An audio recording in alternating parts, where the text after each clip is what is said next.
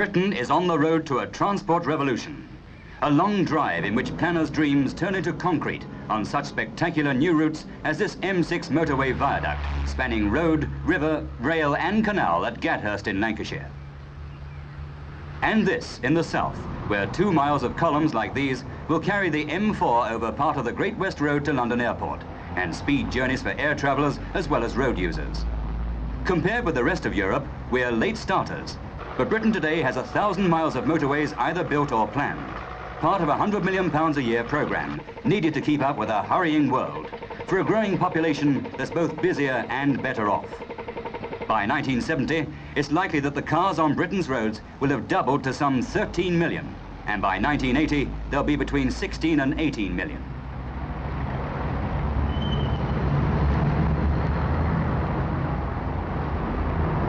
For years, Britain has been handicapped by a road system geared to a bygone age, with traffic jammed at times to a standstill on roads that were never made to take so many family cars.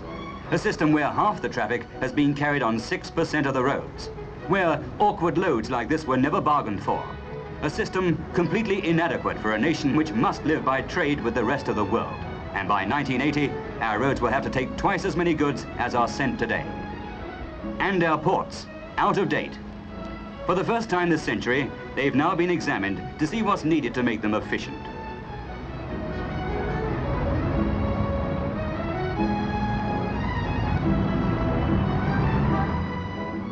On the railways, the same story.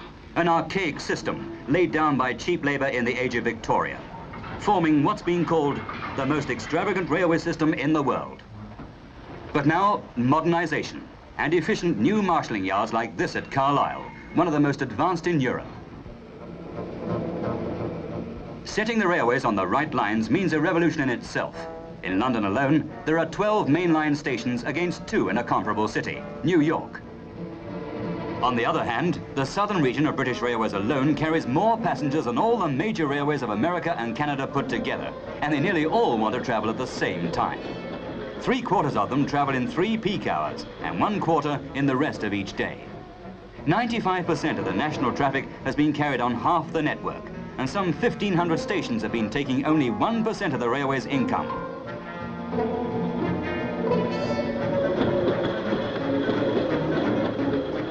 Under the Beeching plan for hauling the railways into modern times, the idea is to stop losing money on services that aren't used and to concentrate on those that are needed. Today, a better deal for those who pay the fares, a faster, smoother ride with the emphasis on passenger comfort.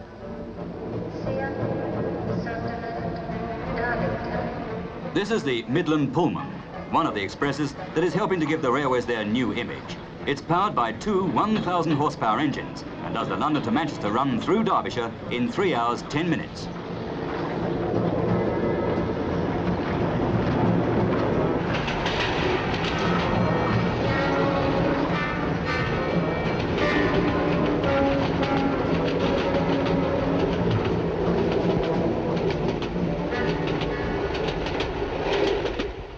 It's a train with services like those of a top hotel, catering for the international businessman as well as the ordinary passenger. You can even wine and dine on credit. And instead of having to peer out of the windows to know where you are, the conductor tells you over the loudspeaker. On many routes, the new diesels save 10 to 15 minutes in the hour, and more passengers are getting used to the idea of comfort in air-conditioned carriages with adjustable seats, double-glazed windows, and even Venetian blinds.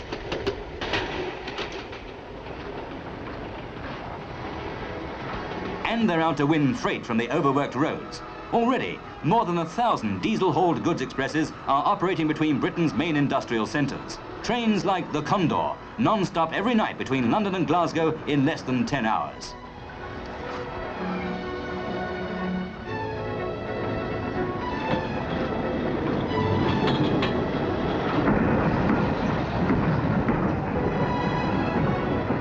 It's from this headquarters in South London that the revolution in Britain's transport, road, rail and ports, is planned, where the long-range forecasters of future conditions must come to grips with the problems of the 1970s and 1980s to keep a nation on the move.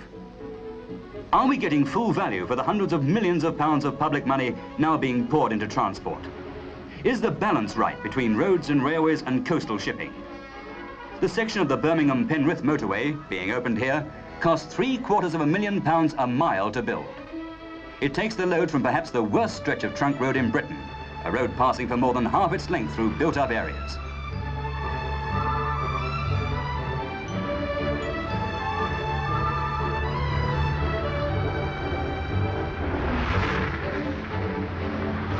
Carrying the M6 motorway over the River Mersey and the Manchester Ship Canal is the £5 million Thelwall Bridge, the biggest yet built on the motorways, more than 3/4 of a mile long with 36 spans.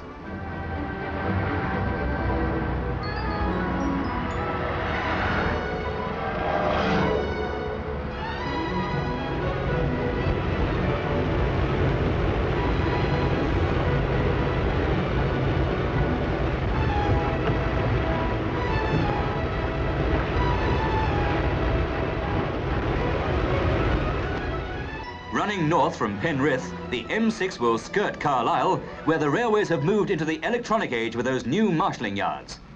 It's all part of a plan to cut waste and delays, with a few yards like this taking over from clusters of older, badly sited yards. By pressing a button in the control tower, the operator sets up controls for the assembly of an entire train even before shunting begins.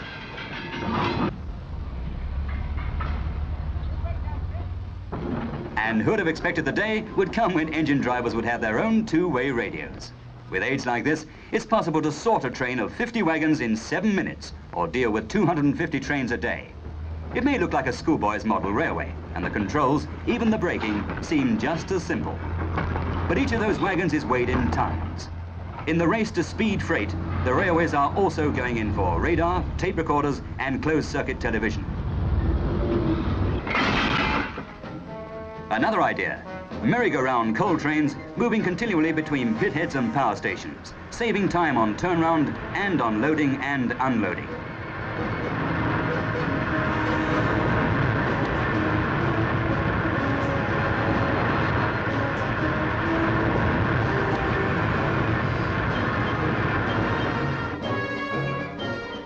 New methods of handling, new wagons like these, styled for use on the continent, carrying goods in and out of Britain. They're part of the transport revolution that's using new ideas and new techniques on a scale undreamed of even a short time ago.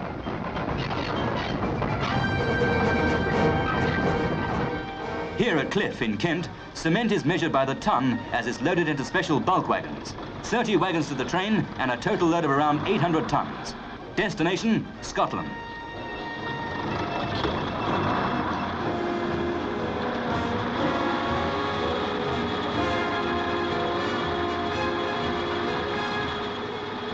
When emptied, the wagons are worked straight back to Kent, a round trip of 900 miles taking 44 hours. As Britain's trade grows over the years and more goods must be moved more efficiently, a third branch of the transport network will have to come up with the times. Britain's ports. Here at Liverpool is one of the few major developments of recent times, the Langton Canada Lock, a £20 million new entrance setting the pattern of things to come. But the fact is that Rotterdam has more deep water berths for large cargo ships than the whole of Britain.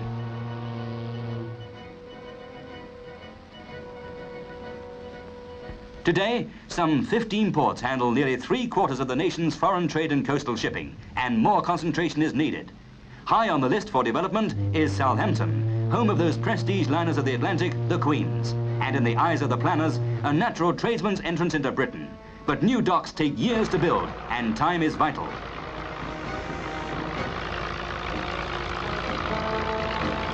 So it is with the motorways. The excavations alone are a vast project. On one 26-mile stretch of the M6, some 6 million tons of earth had to be moved, and another 750,000 tons of filling brought in to complete the roadside banking.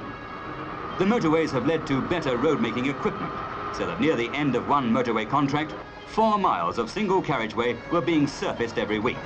But roads must first be planned and the land bought. It'll be several years before work can even start on the last 2 miles of the M1 motorway into London. But here, the surveys, the public inquiries, the compulsory purchase orders are things of the past. Those who didn't want to move for any motorway have gone. The men who travel with the motorways, the road builders who must often work miles from anywhere, have come, and with their families. For these people, home is where the motorways take them, in a caravan on the edge of tomorrow. Don't talk to the road makers of the 60s about Britain being a tight little island, already built out to its limits. Often they have to carve a way through rough country, taking hills and valleys and rivers in their stride.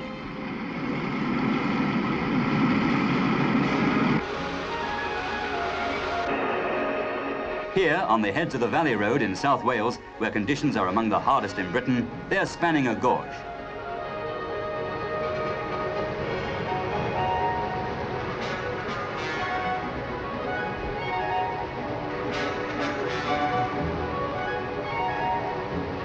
For those artists of transport engineering, the bridge builders, it's an age of opportunity. To bring variety and interest to the motorway bridges, they're encouraged to use imagination and artistry, as well as new materials. On this length of the M6, 81 bridges, 3 miles of them.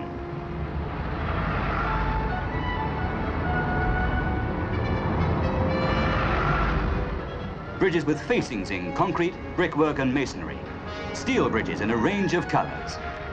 And here, the road shoulders have been coloured to contrast with the traffic lanes.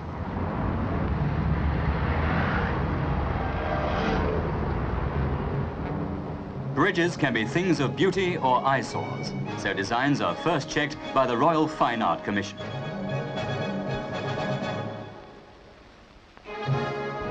Is there another Brunel among today's bridge builders? Another like the genius whose Clifton Suspension Bridge over the Avon at Bristol was built just 100 years ago? If there is, this is the age that will make him famous.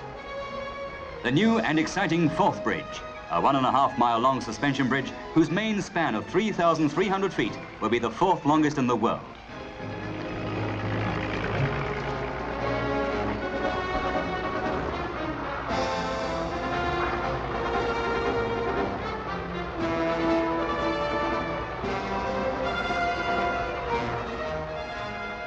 And here, the bridge over the Medway, whose builders have created a new record. They've made the world's longest cantilever span in pre-stressed concrete, 500 feet. Such achievements cost more than money. There's a toll in human life among those who work to make the transport revolution a reality. There are some accidents that can't be avoided. Far from the exotic and dangerous world of the bridge builders, another group are at work, the tunnellers. Nearly 30 years after the world's longest road tunnel was opened under the Mersey, they've burrowed this road under the Thames, linking Kent and Essex between Dartford and Purfleet. The cost, £11 million. The saving, in time and temper, immeasurable.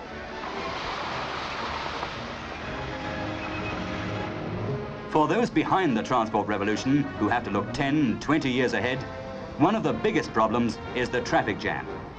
It means not only new roads, but replanned routes through the hearts of our car-congested cities. And the instant remedy? One-way traffic, with routes changed to protect cities from self-strangulation. The motorist who once knew London like the back of his hand is having to learn new ways.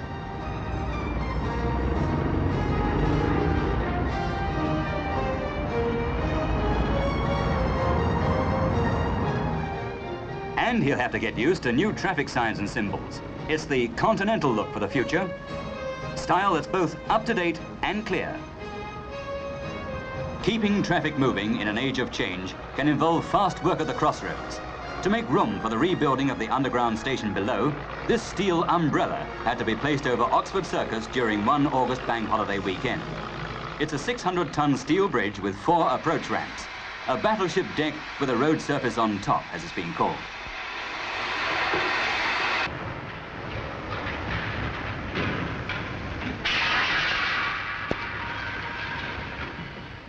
"65 hours later, the morning after bank holiday, the temporary circus, with a 3-year job to do, was open to traffic after a round-the-clock operation.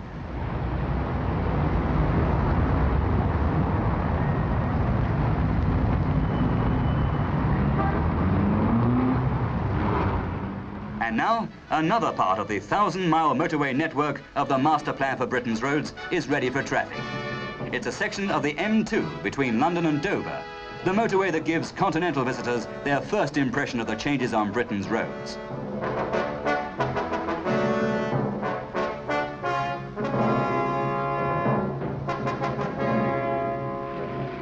When the motorways are completed, every 25 miles of road will have its own service area where motorists can pause to refuel their cars and themselves, and the refreshment is strictly non-alcoholic. This mosaic shows the Medway area and the M2. Each service area is due to have self-service snack bars, lorry drivers' pull-ins, and a luxury restaurant. And already there's a motorway vogue in leisure pursuits among those who like to dine out while watching the cars go by.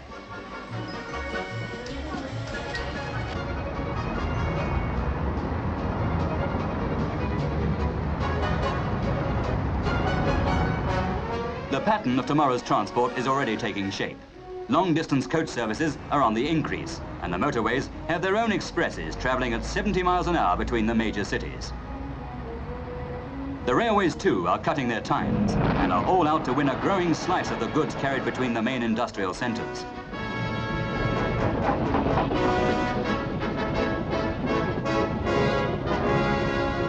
Private motoring is also moving into a new era, the age of the two-car family.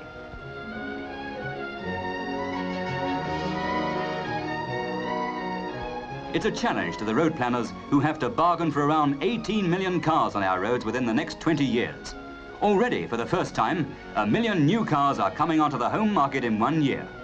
More than 500,000 more are being sold abroad every year as part of a growing trade that will involve the movement of twice as many goods in 1980 as are carried in and out of Britain today.